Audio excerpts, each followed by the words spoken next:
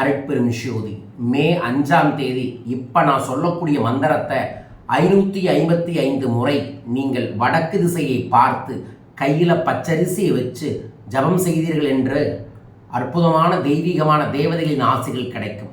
ஜபம் செய்த பிறகு அந்த பச்சரிசி நீங்கள் வடக்கு திசையில் தூவி விடணும்.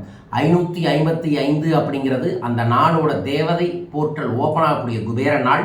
அந்த நாளில் இந்த மந்திரத்தை சொல்லுங்க. சொல்ல வேண்டிய மந்திரம் ஓம் சகலதேவத வசிய வசிய சகலதோஷ நிவர்த்தியர்த்தம் தனசக்தி காரியசக்தி பிராத்தப்தம். ஓம் சகலதேவத வசிய வசிய சகலதோஷ நிவர்த்தியர்த்தம் தனசக்தி காரியசக்தி பிராத்தப்தம்.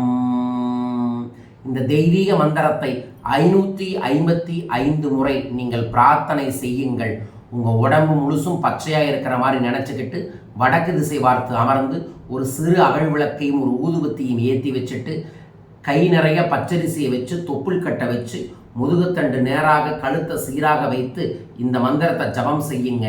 இந்த 555 முறை ஜபம் செய்த பிறகு இந்த பச்சரிசியை வடக்கு திசையில் தூவி விடுங்க.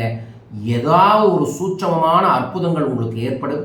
குலதெய்வம் உங்கள் வீட்டுக்கு முன்னாடி வந்து நிற்பாங்க. நீண்ட காலமாக இருக்கக்கூடிய ஏதோ ஒரு செல்வத்தடை நிச்சயமாக சரியாகும். இதை நமது அன்பர்களும் நண்பர்களும் இந்த தேவதை நாளில் பயன்படுத்தி சகல ஐஸ்வர்யங்களை பெற வேண்டுமென மனதார பிரார்த்திக்கின்றேன். தேவதைகள் உங்களுக்கு ஆசிகள் வழங்கட்டும்.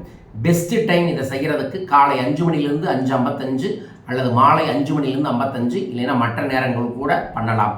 பண்ணி பாருங்கள், நல்லது நடக்கும். உங்களுக்கும் நமக்கும் நல்லது நடக்க இதை செய்கின்றேன். அன்றைய தினத்தில் நான் 5555 முறை கிரீன் தாரா மந்திரம் சொல்லி இந்த கிரீன் தாரா பிரேஸ்லெட்டை எனர்ஜைஸ்டு பண்ணி தர இருக்கின்றோம்.